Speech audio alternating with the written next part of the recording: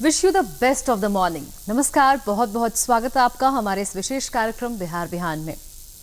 सुबह की शुरुआत बहुत खास होती है, हम सब जानते हैं। हर रोज अपने आप में बहुत ही उम्दा, बहुत ही खास, बहुत ही सकारात्मक ऊर्जा लेकर हमारे समक्ष आता है और ये हम पर निर्भर करता है कि हम अपने दिन को किस तरीके से आगे लेकर बढ़ते हैं, मुस्कुराहट के साथ या उन चीज़ों के बारे में सोचकर जो हमें पीछे की तरफ खींचता है। अगर आगे बढ़ना है तो हमें अपने अंदर की शक्ति को पहचानना होगा, अपने अंदर जो अदम्य साहस है हमें उसे पहचानना होगा और उसे पहचानने के लिए हमें आत्मचिंतन करने की ज़रूरत होती है। यानी थोड़ी देर अकेले में बैठकर अपने बारे में, अपने किए गए कार्यों के बारे में सोचने की ज़रूरत होती है। वो इसलिए क्योंकि हम खुद को सबसे बढ़िया तरीके से आंक सकते हैं, यानी हमारा आकलन हमसे बेहतर तो कोई और कर ही नहीं सकता है। और इस आकलन में अगर आपकी सबसे ज़्यादा कोई चीज़ सहायता कर सकती है तो वो है अच्छे विचार, सकारात्मक विचार जो हमेशा आपका मार्ग प्रशस्त करेंगे। तो कार्यक्रम की शुरुआत में हम आपके साथ विचार साझा करना चाहेंगे और आज के ये विचार हमारे राष्ट्रपिता महात्मा गांधी के हैं। तो चलिए देखते हैं। महात्मा गांधी ने कहा था, शक्ति शारीरिक क्षमता से नहीं आती है, यह एक अदम्य इच्छा शक्ति से आती है।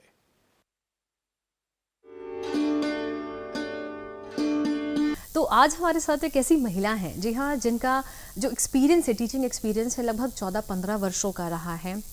जब भी जनसंचार की बात आती है, यानी मैस कम्युनिकेशन की बात आती है, तो हम ऐसे शिक्षक, ऐसे अध्यापक या ऐसे प्रोफेसर की ओर देखते हैं जो हमें सही तरीके से बता सके कि ये जनसंचार क्या है, मैस कम्युनिकेशन क्या है, क्या क्या चीज़ें हैं जिन्हें हमें ध्यान में रखकर आगे बढ़ने की ज़रूरत होती है, मीडिया एथिक्स क्या है, क्योंकि सबसे ज़्यादा ज़रूरी मीडिया एथिक्स होती है, इसमें करियर ऑप्शंस क्या हैं। ये सारी चीज़ें हमें एक टीचर ही बता पाते हैं, हमें एक शिक्षक, एक प्रोफेसर ही बता पाते हैं। हमारे स्टूडियो में आज एक ऐसी प्रोफेसर मौजूद हैं, जी हाँ। तो चलिए हम सब मिलकर स्वागत करते हैं हमारे आज के मेहमान। हमारे साथ आज मौजूद हैं स्टूडियो में श्वेता प्रिया मैम मौजूद हैं, जो कि हैं सहायक निदेशक Amethi school of communication, Amethi university, Patna. आपका बहुत बहुत स्वागत है मैम हमारे कार्यक्रम बिहार बिहान में। थैंक यू प्रिया। जब भी हम जनसंचार की बात करते हैं, मैस कम्युनिकेशन की बात करते हैं, लोगों से संवाद की बात करते हैं, तो सबसे ज़्यादा महत्वपूर्ण क्या हो जाता है, सबसे ज़्यादा इम्पॉर्टेंट क्या हो जाता है? क्योंकि जब तक हम इस चीज़ को नहीं समझेंगे कि जब हम बातचीत कर रहे होते हैं या कम्युनिकेट कर रहे होते हैं इम्पॉर्टेंट क्या है, तब तक हम एक बहुत अच्छा संवाद स्थापित करने में नाकाम रहेंगे। सबसे इम्पॉर्टेंट क्या होता है? एब्सोल्युटली, आपने खुद ही बताया कि बहुत ज़रूरी है कि हम किससे बात कर रहे हैं वो समझना।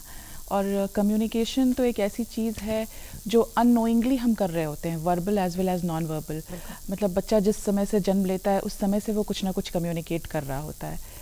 तो कम्युनिकेशन से ही हम जब आगे बढ़ते जाते हैं तो एक लेवल आता है मास कम्युनिकेशन का, जहां हम बहुत लोगों से एक साथ कम्युनिकेट कर रहे होते हैं। और आज के टाइम में अगर देखें तो मास कम्युनिकेशन हर जगह है, किसी न किसी माध्यम से हम हर जगह इंफॉर्मेशन से एक्सपोज्ड हो रहे हैं। हमारे कंट्री में इनफैक्ट मास कम्युनिकेशन और जर्नलिज्म का बहुत इम्पॉर्टेंस है, specially in the pre independence era, क्योंकि इतने बड़ी कंट्री में लोगों को जोड़ना बहुत ज़रूरी था ताकि वो समझ सके स्वतंत्रता कितनी इम्पॉर्टेंट है और कैसे उसके लिए आगे बढ़ना है। वहाँ से स्टार्ट करते हुए आज of course journalism and mass communication एक प्रोफेशन है, एक इंडस्ट्री है, बट मास कम्युनिकेशन एक रिस्पॉन्सिबल इंडस्ट्री है, क्योंकि इसका जो फंक्शन है वो इन्फॉर्म करना है, एजुकेट करना है, इंस्ट्रक्ट करना है, डिबेट एंड डिस्कशंस को प्लेटफॉर्म देना है। तो इसलिए थोड़ी बहुत रिस्पॉन्सिबिलिटी इस फील्ड में अभी भी है। आप कम्युनिकेट कर रहे हैं एक बड़े ऑडियंस से, तो उनको आप क्या ओपिनियन जनरेट करना चाहते हैं उनके लिए, उनको कैसे और जागरूक बना सकते हैं, उनको और क्या एथिकल वैल्यूज़ दे सकते हैं, ये सब चीज़ें ध्यान रखना बहुत ज़रूरी है। और ऑफ कोर्स जब आप किसी से बात करते हैं तो कम्युनिकेशन स्किल्स तो बहुत अच्छी होनी ही चाहिए, irrespective of the language, Hindi हो, इंग्लिश हो, लोकल, आजकल लोकल जर्नलिज्म का बहुत क्रेज़ है, क्योंकि लोगों के भाषा में बात करते हैं तो वो ज़्यादा अच्छा समझते हैं। So that is why the importance of communication, language, command over language, choice of words, ये बहुत important है, क्योंकि communication का एक basic rule है sender, medium, receiver, हम यहीं तक जानते हैं, लेकिन फीडबैक भी उतना ही इम्पॉर्टेंट है। जब रिसीवर वही समझता है जो आप समझाना चाह रहे हैं, वो अकॉर्डिंगली रिस्पॉन्ड करता है, तभी आपका कम्युनिकेशन परफेक्ट होता है। तो this rule follows from communication to mass communication. Exactly जैसा आपने कहा कि जो बच्चे छोटे होते हैं उस वक्त भी वो हमसे कम्युनिकेट करते हैं, कि कम्युनिकेशन हमेशा वर्बल नहीं होता है। Absolutely. वो आपके एक्सप्रेशन से होता है, वो आपके बॉडी लैंग्वेज से होता है, the way you sit, everything, हर चीज़ आप कुछ ना कुछ कम्युनिकेट ज़रूर करती हैं। लेकिन अगर हम अभी के समय की बात करें, ये तो जनरलाइज टर्म में कम्युनिकेशन हो गया, लेकिन अगर हम प्रोफेशनल कम्युनिकेशन की बात करें, यानी जर्नलिज्म हो गया, न्यूज़ राइटिंग हो गई, जब आप रिपोर्टिंग कर रहे होते हैं तब की अगर हम बात करें, तो कुछ बेसिक रूल्स होते हैं, उनको फॉलो करना बहुत ज़रूरी होता है, क्योंकि अगर तो फिर नॉर्मल या प्रोफेशनल कम्युनिकेशन में डिफरेंस क्रिएट करता है एक्चुअली में जो। तो वो क्या होता है और किन चीज़ों का उस वक्त या किन एक्चुअली बुलेट पॉइंट्स पे ध्यान देने की उस वक्त ज़रूरत है? देखिए, प्रोफेशनल कम्युनिकेशन सीधे सीरियसली रिलेटेड है प्रोफेशन से। आपके आप जिस प्रोफेशन में हैं उसके कुछ नियम होते हैं, कुछ एथिक्स होते हैं, कुछ कंडक्ट, कोड ऑफ कंडक्ट होता है, उसको तो हमेशा ध्यान में रखना ही है। आपकी ऑडियंस कौन है, आप किससे बात कर रहे हैं। फॉर एग्जांपल, एक डॉक्टर, जब एक पेशेंट एक डॉक्टर के पास जाता है तो वो सिर्फ प्रिस्क्रिप्शन पे लिखी दवा तो उसके लिए काम आएगी ही, but the way the doctor treats that patient is also very helpful. उसका एक अच्छे से बात करना, उसको सांत्वना दे देना, वो अपने आप में बहुत हीलिंग होता है, उसकी हीलिंग प्रोसेस जल्दी होती है। तो हर प्रोफेशन में जो वे है कम्युनिकेट करने का, आपका जो एंड प्रोडक्ट है वो तो आप देंगे ही, डॉक्टर आपको प्रिस्क्राइब करेगा ही दवा, और वो दवा से आपको फ़ायदा भी होगा। लेकिन उस 5 मिनट के दौरान जिस कम्युनिकेशन, जिस कॉन्वर्सेशन में आप रहेंगे, वो और भी ज़्यादा इफेक्टिव होता है। आपको माइंड का, आपका जो स्ट्रेस है वो रिलीज़ कर देता है। एक तो ऑलरेडी बीमार है बंदा, और उसको अगर आप डांट के कुछ बोलेंगे तो वो और भी परेशान हो जाएगा। तो this was just an example. उसी तरह कम्युनिकेशन, मास कम्युनिकेशन की हम बात जब करते हैं तो जर्नलिज्म एक फील्ड है, इसके अलावा बहुत सारे फील्ड्स हैं मास कम्युनिकेशन में, और क्योंकि इससे वर्ड कम्युनिकेशन जुड़ा हुआ है, तो हर फील्ड में बहुत इम्पॉर्टेंट है कम्युनिकेशन स्किल्स। बहुत इम्पॉर्टेंट है अपने रिसीवर को समझना, उसके लेवल को समझना, उसके नीड्स को समझना। मे बी हम बहुत अच्छा कंटेंट दे रहे हैं लेकिन मेरे रिसीवर को उसकी ज़रूरत नहीं है, तो मेरे रिसीवर की नीड क्या है, वो रिसर्च बहुत इंपॉर्टेंट है। टारगेट को, अपने टारगेट ऑडियंस को समझना is very very important. That is how we will create our message. और मीडियम क्या यूज़ कर रहे हैं कम्युनिकेशन में, एक बहुत कॉमन कहावत है, medium is the message. So message तो हमारा इम्पॉर्टेंट है ही, बट हमने उसको कम्युनिकेट कैसे किया, किस मीडियम को यूज़ किया, कब कहाँ तक वो रिसीवर तक पहुँचा, अपने ऑडियंस तक पहुँचा, और क्या उसका इम्पैक्ट हुआ, तब तक आप रिस्पॉन्सिबल हैं till the whole circle is complete. So these are certain things जिनको आपको ध्यान में रखना ही रखना है। कुछ भी बोलने से पहले लोग जो है ना वो ये क्रेडिट लेते हैं कि हम बिना सोचे बोलते हैं, but this is not a thing of credit. आपको सोच के ही बोलना चाहिए, बिकॉज सामने वाले के लिए आप बोल रहे हैं। हाँ, अनलेस एंड अनटिल आपने अपने माइंड को उस लिहाज से ट्रेन कर लिया है कि आप बहुत नपातुला बोले, तब तक शायद आपको बोलने से पहले हमेशा एक बार सोचना होगा कि आप क्या बोल रहे हैं। Research is important, impact, exactly, research important है, और उसके इम्पैक्ट्स, उसके रेपरकशंस भी इम्पॉर्टेंट है।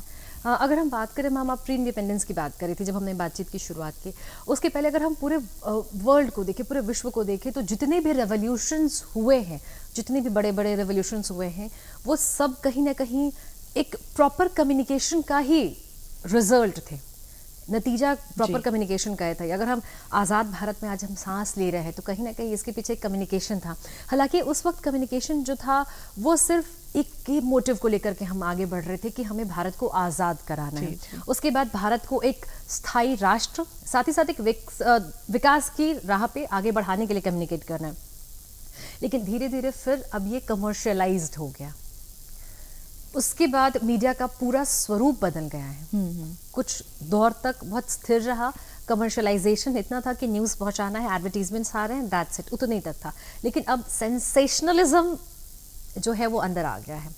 इसके बाद अगर मैं कंपैरेटिव स्टडी आपको करने बोलूँ तो आज़ादी के बाद की मीडिया, अभी के मीडिया, क्या डिफरेंसेस आप देख रहे हैं? देखिए, जैसे आप कह रहे हैं और सब लोग, हम लोग जानते हैं कि प्री इंडिपेंडेंस एरा में जो जर्नलिज्म प्रोफेशन की बात हम लोग करते हैं वो एक मिशन था, और हम लोग सब जानते हैं कि कितने फ्रीडम फाइटर्स जो रहे हैं वो इसमें इन्वॉल्व रहे हैं विदाउट एनी मॉनेटरी बेनिफिट्स। वो एक बिजनेस पर्पस के लिए नहीं था, वो बस अवेयरनेस ऑफ मासेस के लिए था क्योंकि एक 1857 के जो एफर्ट था उसको देख के लोग समझ गए थे कि जब तक लोग एकजुट नहीं होंगे, जब तक लोग आज़ादी के महत्व को नहीं समझेंगे और इस बात को नहीं समझेंगे कि आज़ाद देश होना कितना ज़रूरी है, तब तक आज़ादी पॉसिबल नहीं है और इसमें सबकी सहभागिता होनी चाहिए।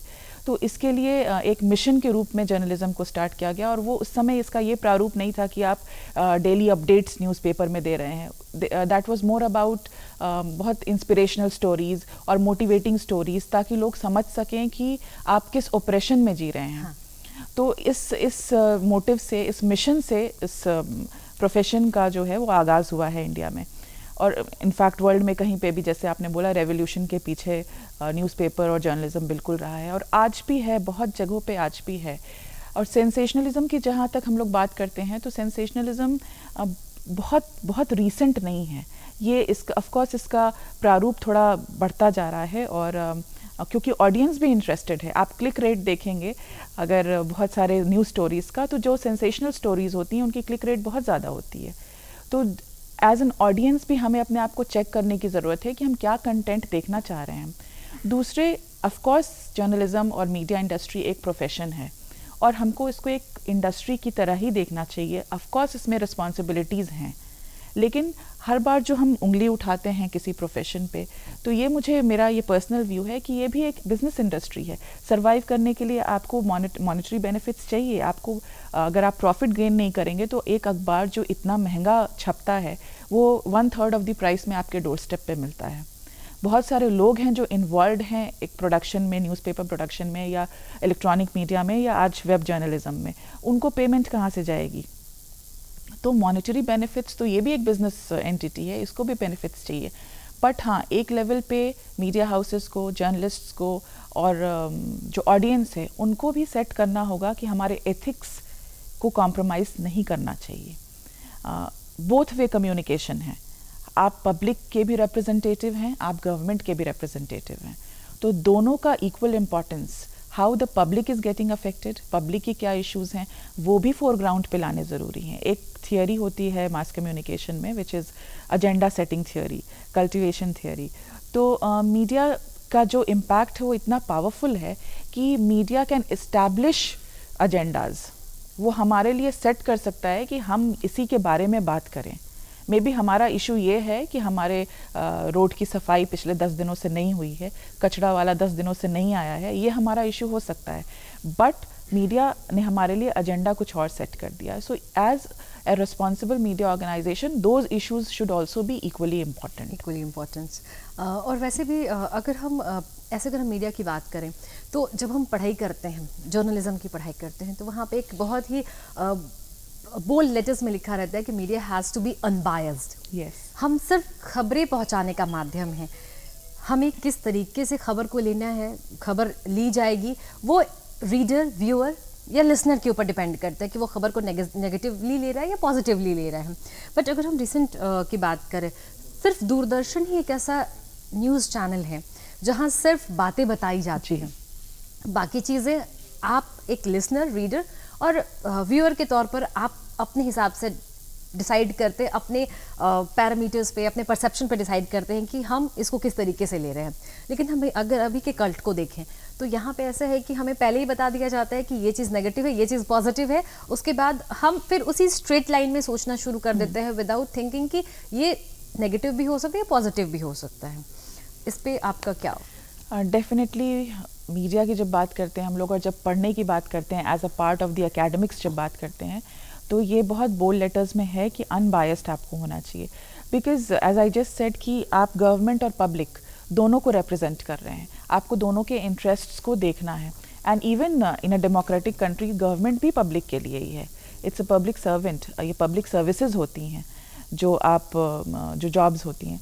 बट हम लोग जब पढ़ाते हैं तो हम लोग कहते हैं स्टूडेंट्स को कि यूज़ ऑफ एडजेक्टिव्स, विशेषण का इस्तेमाल करना जर्नलिज्म का काम नहीं है, जर्नलिस्ट का काम नहीं है कि हम बताएं कि ये भव्य है या नहीं है, ये क्रूर है या नहीं है। ये ऑडियंस के इंटेलिजेंस पे हमको छोड़ देना है कि वो क्या समझता है।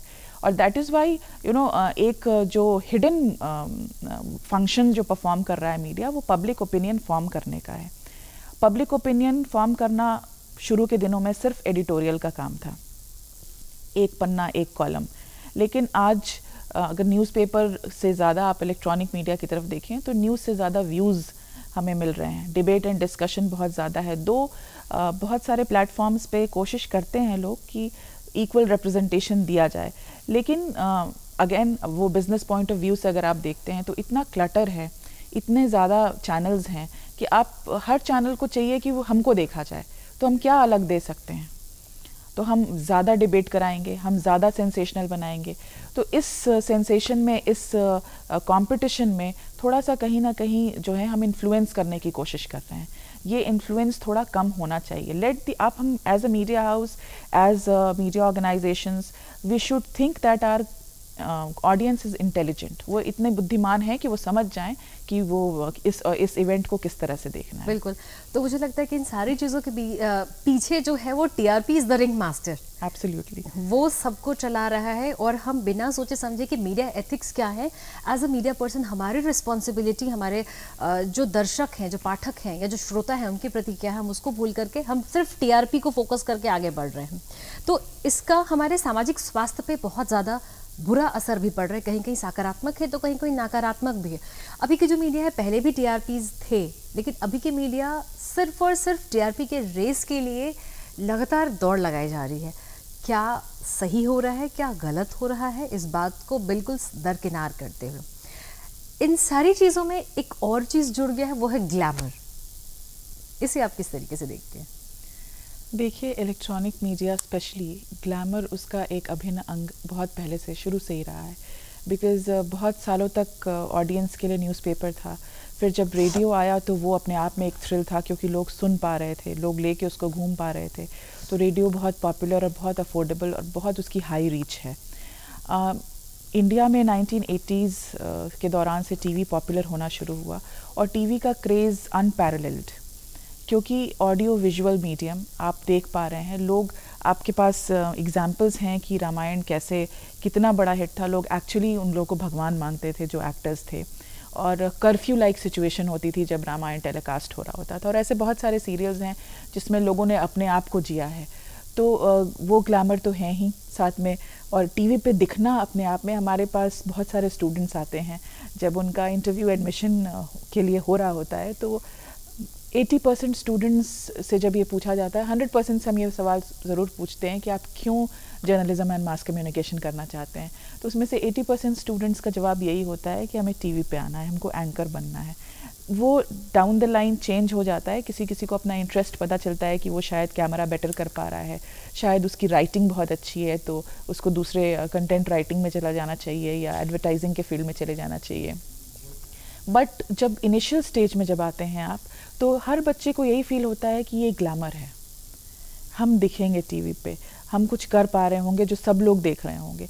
तो ये ग्लैमर जो है ये अभिन्न है। और बात भी सही है, ग्लैमर तो है ही देखने में, ऑडियंस भी लोग इसीलिए देखते हैं क्योंकि वो बहुत कुछ अट्रैक्ट करता है। तो ग्लैमरस तो है ही, साथ में रिस्पॉन्सिबिलिटी भी बहुत है।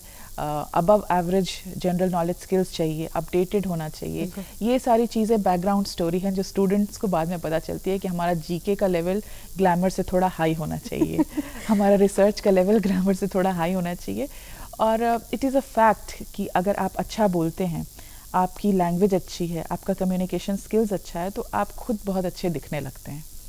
ऑडियंस आपको पसंद करना शुरू करती है, बिकॉज लैंग्वेज में वो पावर होती है। तो ये चीज़ें भी उतनी ही इम्पॉर्टेंट हैं जितना कि ग्लैमर में ये ऐड करता है। तो ये चीज़ों पे भी स्टूडेंट्स को बहुत काम करना चाहिए। और whenever students come to me, I say कि आपको जनरल नॉलेज सबके लिए ज़रूरी है, इररिस्पेक्टिव कि आप कौन से स्ट्रीम के स्टूडेंट हैं। बट यहाँ पे थोड़ा above average general knowledge, current affairs and communication skills, everything. मतलब ग्लैमर आपको एक अलग लेवल दे सकता है, लेकिन सिर्फ ग्लैमर से आप सर्वाइवल नहीं, सर्वाइवल के लिए ब्यूटी विद ब्रेन्स ज़रूरी है, इरिस्पेक्टिव ऑफ आप किस मेल है या फीमेल है। एब्सोल्युटली, ये बहुत इंपॉर्टेंट हो जाता है, क्योंकि अक्सर जैसे आपने कहा कि जो स्टूडेंट्स आते हैं उनको होता है कि मुझे टीवी पे दिखना है, एक है क्योंकि टीवी पे दिखने का एक अलग क्रेज़ होता है। जी बिल्कुल। लेकिन इसके इतर सिर्फ रिपोर्टिंग, एंकरिंग या न्यूज़ राइटिंग या कॉलम राइटिंग या आर्टिकल राइटिंग के अलावा लोगों को लगता है कि हमने मास कम्युनिकेशन किया है, हमने जनसंचार की पढ़ाई की, हमारे लिए ये 4-5 काम हैं। जी। लेकिन ये फील्ड बहुत ही बड़ा है, बहुत डाइवर्स है। हम आपसे जानना चाहेंगे, बिकॉज मैं बोलूँगी तो शायद उतना अफेक्टिव ना हो, क्योंकि आप बच्चों को पढ़ा रही हैं, हर रोज़ बच्चों से मिलती हैं।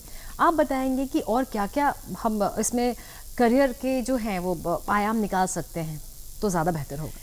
देखिए, जो कोर्स है वो जर्नलिज्म एंड मास कम्युनिकेशन है, तो हम लोग सिर्फ जर्नलिज्म पे ही अटक जाते हैं, मास कम्युनिकेशन तक नहीं जाते हैं। मास कम्युनिकेशन के और बहुत सारे ज़रिए हैं, और एज एन एकेडमिक फील्ड इसमें बहुत सारे एवेन्यूज़ हैं, बहुत सारे। जैसे जर्नलिज्म तो है ही, जर्नलिज्म बहुत डिफरेंट वेज़ में है, प्रिंट है, इलेक्ट्रॉनिक या मीडिया है, और अब के डेट में वेब, साइबर जर्नलिज्म की बहुत इम्पोर्टेंस बढ़ गई है। और इतनी ज़्यादा इम्पोर्टेंस है कि अब जो ऑडियंस है उसका, इनफैक्ट यंग ऑडियंस जो है उसका शिफ्ट टुवर्ड्स वेब है। न्यूज़पेपर पढ़ने वाले आपको कितने बच्चे मिलेंगे? वो बहुत ज़्यादा से ज़्यादा होगा तो उन्होंने कुछ सब्सक्राइब कर रखा होगा जिसमें उनको डेली अपडेट्स आ जा रहे हैं। वेब जर्नलिज्म एक इम्पॉर्टेंट फील्ड है। अपार्ट फ्रॉम दिस, राइटिंग अगर अच्छी है तो कंटेंट राइटिंग, आज के डेट में इतना क्लटर है मीडिया में, इतना कुछ ऑडियंस के लिए है कि अगर मेरा अटेंशन 2 मिनट के लिए भी हिला, आई हैव द ऑप्शन ना कि मैं चैनल चेंज कर लूँ या मैं किसी और वेब स्ट्रीम पे चली जाऊँ। तो इसके लिए कंटेंट इज़ द किंग बोला जाता है अभी।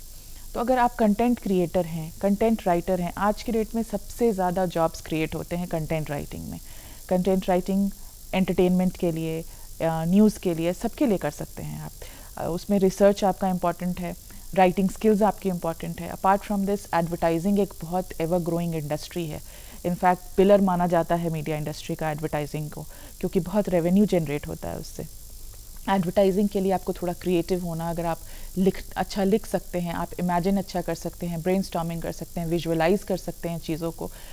मुझे लगता है एडवर्टाइजिंग फिल्म मेकिंग से ज़्यादा चैलेंजिंग है, क्योंकि फिल्म में आपको 2 घंटे, 2.5 घंटे, 3 घंटे का समय मिल रहा है एक स्टोरी को बताने के लिए, और एडवर्टिजमेंट में आपको 15 सेकंड से 30 सेकंड मिल रहे हैं उसी स्टोरी को बताने के लिए। तो ये जो है, ये चैलेंज है कि आप 15 सेकंड में कैसे अपने ऑडियंस तक अपनी बात पहुंचा दे रहे हैं। एडवर्टाइजिंग एक बहुत मेजर फील्ड है। पब्लिक रिलेशंस, जब मैं कंटेंट राइटिंग की बात करती हूँ तो पब्लिक रिलेशंस भी उतना ही इम्पॉर्टेंट है, क्योंकि वहाँ पे भी कंटेंट बहुत क्रिएट होता है। पब्लिक रिलेशंस प्राइवेट सेक्टर में, पब्लिक सेक्टर में, स्कूल्स में, एजुकेशनल इंस्टीट्यूट्स में, हॉस्पिटल्स में, हर जगह एक पब्लिक रिलेशंस ऑफिसर की ज़रूरत है। बिकॉज कम्युनिकेशन की बात हम लोग कर रहे हैं, कनेक्ट एस्टैब्लिश करना, नेटवर्किंग इज़ वेरी इंपॉर्टेंट किसी भी ऑर्गेनाइजेशन के लिए। और कनेक्ट और नेटवर्किंग सिर्फ बाहर वालों से नहीं होता है, आपका एम्प्लॉई के साथ भी आपकी जो नेटवर्किंग है, आपका कनेक्ट है, वो बहुत इंपॉर्टेंट है। तो पब्लिक रिलेशंस इज़ पब्लिक, यहाँ पे आम जनता ही नहीं है, कोई भी पब्लिक हो सकता है। मेरा एम्प्लॉई, अगर मैं किसी ऑर्गेनाइजेशन में हूँ, all employees are the public of that organisation. Government, bank, outsiders, ये सब तो पब्लिक होते ही हैं। तो पब्लिक रिलेशन स्किल्स जिसमें है public relation officers, public relations executives, corporate communication, ये एक एवर ग्रोइंग फील्ड है और इसकी नीड बहुत ज़्यादा इंडस्ट्री में फील हो रही है। स्पेशली अगेन मैं इसको कनेक्ट करूँगी वेब से, साइबर जर्नलिज्म से, क्योंकि हर ऑर्गेनाइजेशन अपनी प्रेजेंस वेबसाइट्स के थ्रू या वेब के थ्रू दिखा रहा है। उसको कंट्रोल करना, उसको मैनेज करना, पॉजिटिव आपको व्यूज़ मिलें, पॉजिटिव आपका हर जो भी कैंपेन कर रहे हैं वो बहुत पॉजिटिवली लिया जाए, इन सब को मॉनिटर करने के लिए आपको सोशल मीडिया एक्सपर्ट्स रखने की ज़रूरत होती है। आज सोशल मीडिया मैनेजर्स की जॉब होती है। सोशल मीडिया मैनेजर की जॉब भी it comes from public relations. तो ये सारे एवेन्यूज़ हैं। इवेंट मैनेजमेंट में जा सकते हैं आप। डेवलपमेंट कम्युनिकेशन एक बहुत ग्रोइंग फील्ड है। NGOs, बिल्कुल, क्योंकि इंडिया एक डेवलपिंग कंट्री है, बहुत सारे डेवलपमेंट इश्यूज़ हैं जो वर्ल्ड लेवल पे भी जो सस्टेनेबल गोल्स हैं इंडिया में हमारे, स्पेशली हमारे कंट्री में, क्योंकि बहुत डाइवर्सिटी है, तो बहुत सारे ऐसे डेवलपमेंट इश्यूज़ हैं जिन पे ध्यान देने की ज़रूरत है, जिस पे लोग काम कर रहे हैं।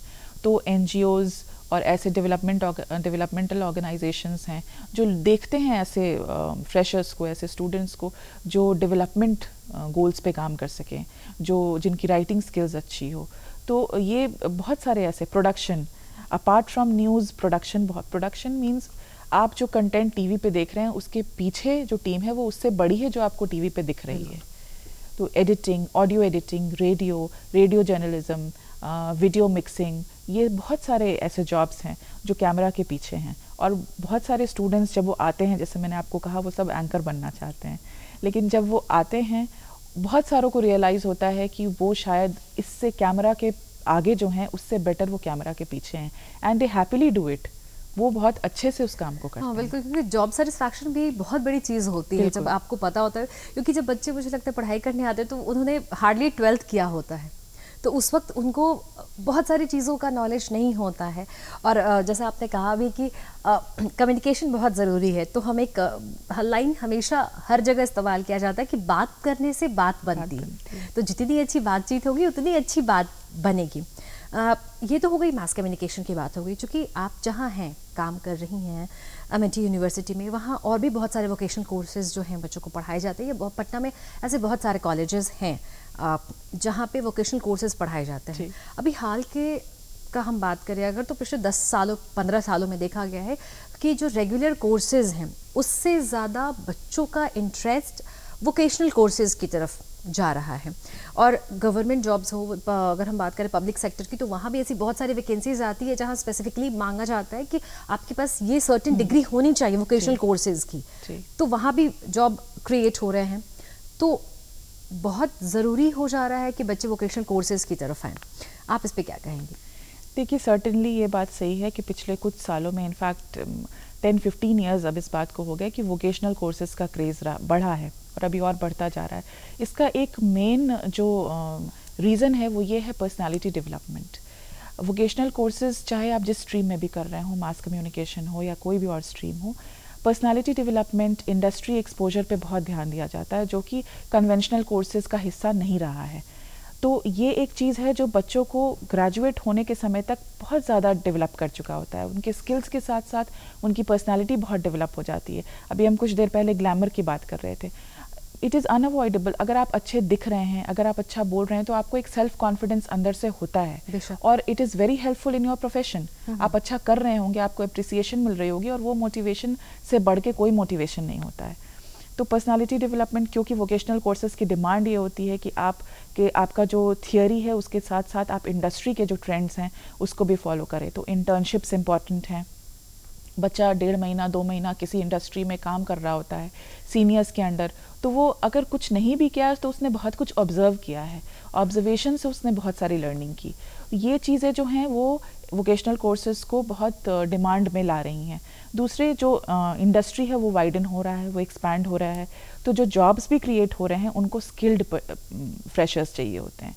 ठीक है, जब ग्रेजुएशन करके 3 साल के बाद या पोस्ट ग्रेजुएशन करके 5 साल के बाद बच्चा निकलता है तो उसके पास 100% नहीं तो कम से कम 70-80% स्किल्स होती हैं। बाकी के 20-30% वो ऑर्गेनाइजेशन उसको ट्रेन करके डेवलप कर सकता है। तो फॉर दी ऑर्गेनाइजेशन ऑल्सो ये बेनिफिट है ना कि आपको ट्रेंड बच्चे मिल रहे हैं, आपको उसके ऊपर ट्रेनिंग पे बहुत खर्च नहीं करना है। और पर्सनालिटी, इतने सारा एक्सपोजर, इतना सारा एक्टिविटीज़, ये सब बच्चों को बहुत कॉन्फिडेंस देता है। बहुत कुछ वो ऑलरेडी स्कूल लेवल पे, कॉलेज लेवल पे हैंडल कर रहे होते हैं। वर्क प्रेशर, टीम स्पिरिट, ये सब कुछ उनके अंदर आ चुका होता है जब वो एक जॉब के लिए जा रहे होते हैं। तो उनकी पर्सनालिटी में बहुत चेंजेस आ चुके होते हैं। इसीलिए वोकेशनल कोर्सेज की डिमांड बढ़ रही है और वो हेल्पफुल भी है बच्चों के ग्रोथ के लिए। अगर हम बात करें मैम, हालिया दिनों की बात करें, तो अभी जब कोविड के फेज़ के पहले थोड़ा कम था, लेकिन जब कोविड का फेज़ आया तो हर व्यक्ति अपने आप में एक जर्नलिस्ट बन गया, क्योंकि हम सबके पास एक फ़ोन है जिसमें बहुत बढ़िया कैमरा होता है और लिखने की ज़रूरत नहीं है, आप वीडियो शूट कर सकते हो और बोल सकते हो और सारी चीज़ें आपको लाइव जा रही है जितनी भी सोशल मीडिया प्लेटफॉर्म्स है वहाँ पे। क्या ये जो ट्रेंड स्टार्ट हुआ है वो सही है आने वाले समय के लिए? क्योंकि ये एक ऐसा प्लेटफॉर्म है जहाँ बच्चे भी देख रहे हैं, हर उम्र के लोग देख रहे हैं, तो क्या ये सही ट्रेंड सेट हो रहा है? देखिए, मोबाइल जर्नलिज्म तो एक सेगमेंट है और एक है सिटीज़न जर्नलिज्म। कुछ साल पहले न्यूज़ हाउसेस ने ये पहल की थी कि हर सिटीज़न को वो जर्नलिस्ट बनाए, उनके कुछ वीडियोस, फोटोज़ वो मंगाते थे और एक सेगमेंट में दिखाते थे ताकि रीच बढ़े और हर जगह रिपोर्टर नहीं पहुंच सकता। तो बहुत सारी चीज़ें आपको सिटीजन्स, आपके ऑडियंस के थ्रू मिल जा रही हैं और वो अभी भी बहुत कुछ बाढ़ की सिचुएशन में या ट्रेजेडी की सिचुएशन में आपको लाइव फुटेज मिल जाता है क्योंकि आपका ऑडियंस आपको भेज दे रहा है। वो एक तरीका है और भी ज़्यादा कनेक्ट बढ़ाने का और भी ज़्यादा रीच बढ़ाने का। बट जहाँ तक मोबाइल के यूज़ की बात है और हर इंसान जो जर्नलिस्ट बन रहा है, उस पर मुझे थोड़ा सा ये ज़रूर लगता है कि रिस्पॉन्सिबिलिटी की कमी बहुत आ गई है। एक तो वैसे ही हम डिस्कस कर रहे हैं कि मीडिया इंडस्ट्री की रिस्पॉन्सिबिलिटी कहाँ तक होनी चाहिए, और जब आप सब हर कोई ही जर्नलिस्ट बन जाएगा तो फिर रिस्पॉन्सिबिलिटी पे क्वेश्चन मार्क तो आ ही जाएगा। और स्मार्टफोन किसके पास नहीं है आजकल, छोटे छोटे बच्चे देख रहे होते हैं फ़ोन, तो थोड़ा कंटेंट पे कंट्रोल तो करना ज़रूरी है, पेरेंटल कंट्रोल होना ज़रूरी है।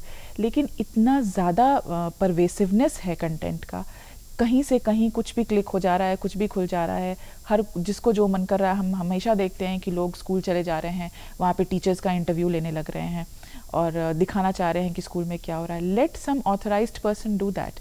मैं इस बात पे क्वेश्चन नहीं कर रही कि वहाँ बहुत अच्छी पढ़ाई हो रही होगी या उसको रेज करने की ज़रूरत नहीं है, लेकिन क्या आप खुद में इक्विप्ड हैं किसी से क्वेश्चन पूछने के लिए?